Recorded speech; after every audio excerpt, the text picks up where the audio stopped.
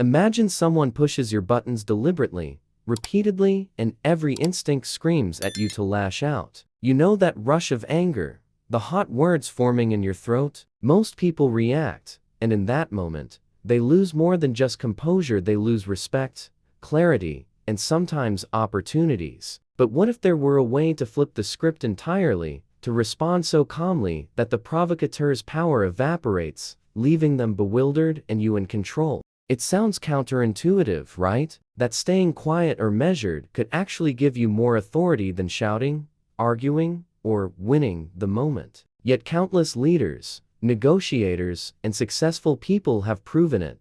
The calmest responses carry the weight, the influence, and the subtle dominance that aggression never can. It's not about suppressing emotions. It's about mastering them, turning tension into strategy, and tension into leverage. In this video, we'll uncover the hidden mechanics of provocations, why reacting impulsively is secretly costly, and the practical steps to respond with calm, strategic authority every single time. By the end, you'll not only handle provocateurs with ease, but you'll also discover a rare type of confidence, the kind that doesn't need to shout to be heard. Provokers often show up when you least expect it, whether in the office, online, or even among friends. They thrive on reactions, and their goal is rarely just to annoy. They're testing boundaries, seeking control, or looking for validation. Recognizing these patterns early is key. Think of it like spotting storm clouds on the horizon. Once you see them,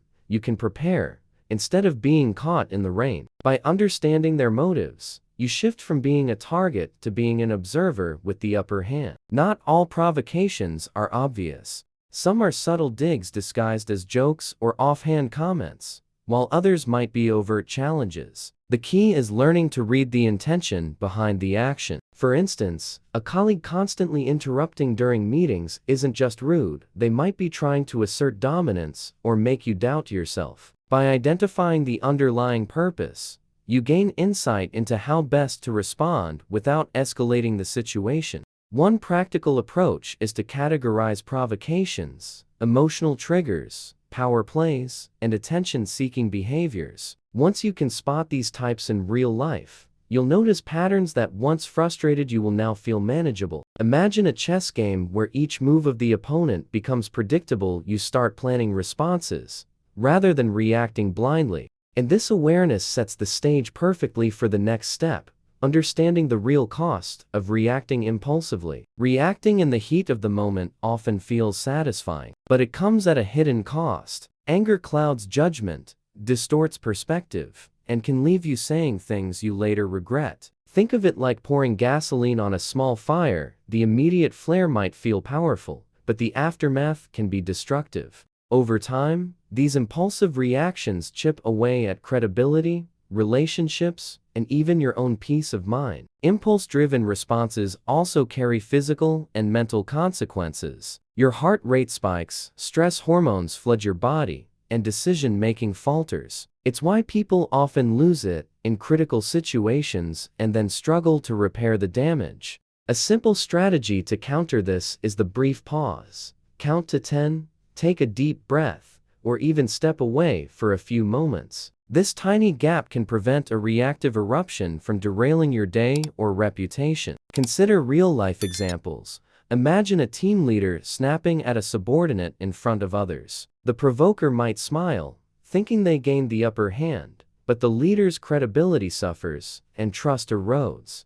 On the flip side, recognizing the emotional cost of impulsive reactions prepares you for mastery, the calm response. And that's exactly what we'll explore next: the art of responding without losing composure. Mastering a calm response is less about suppressing emotions and more about channeling them strategically. When provoked, the instinct to react is strong, but true influence comes from composure. Imagine a skilled negotiator or a chess player. Every move is deliberate, even under pressure. Techniques like deep breathing, brief mental pauses, or silently reframing the situation can transform what feels like a threat into an opportunity for control. A practical tip is to use neutral, measured language. Instead of snapping back or defending yourself aggressively, respond with curiosity or reflection. For example, If someone criticizes your work sharply, you might reply, "Interesting perspective. Can you clarify what you mean?" This approach disarms the provocateur, shifts the power dynamic,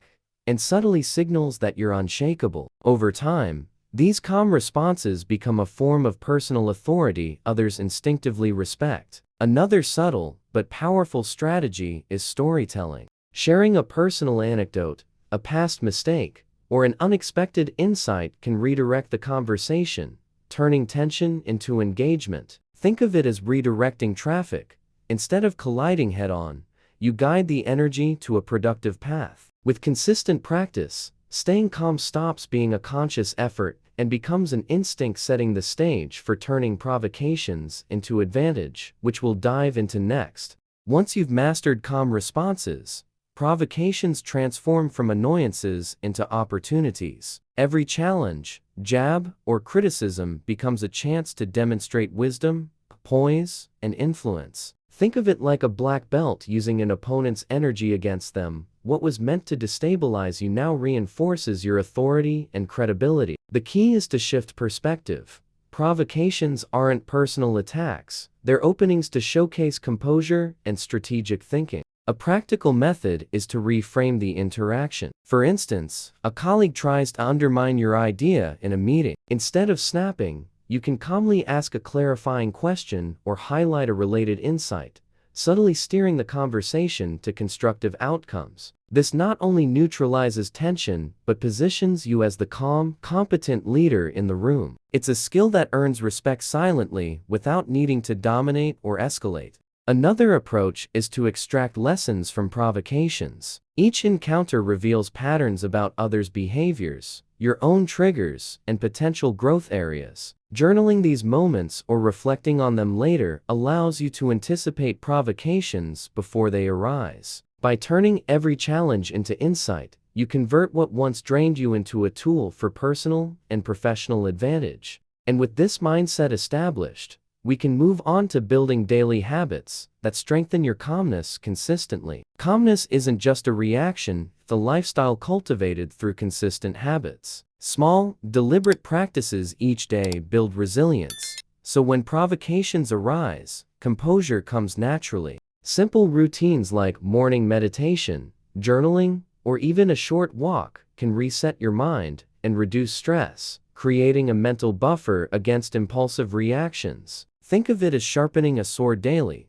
so it's ready for any challenge. Another powerful habit is reading and learning from leaders who exemplify calm under pressure. Books like Emotional Intelligence by Daniel Goleman or The Art of War by Sun Tzu offer timeless strategies for understanding human behavior and mastering responses. Combining reading with reflection, like noting insights or practicing techniques, reinforces mental agility and self-control in real-world interactions. Finally, practicing deliberate pauses in everyday conversations builds muscle memory for calmness. Even small moments, pausing before replying to an email, taking a breath during a tense call, or consciously slowing your speech, train your nervous system to respond, not react. Over time, these habits become second nature, creating a mindset where provocations no longer destabilize you. And with this foundation, you're ready to apply all these strategies seamlessly in daily life. By now, it's clear. Provocations aren't obstacles, they're opportunities. The real power lies not in reacting, but in responding with calm, thoughtfulness, and strategy. Start applying what you've learned today. Pause before replying, reframe challenges, and build daily habits that strengthen your composure. Each small action compounds, turning tension into influence and irritation into insight. Ask yourself, when provoked next time, will you lose your cool, or will you turn that moment into your advantage? How often do we let emotions dictate our outcomes when a single breath could change the entire interaction? Reflection and deliberate practice are what separate the reactive from the masterful. If you're ready to transform how the world perceives you, begin implementing these strategies immediately. Observe your reactions, refine your approach, and watch as respect and influence grow naturally. Don't forget to subscribe to the channel and activate notifications so you never miss a tool that sharpens your mindset and elevates your calm authority.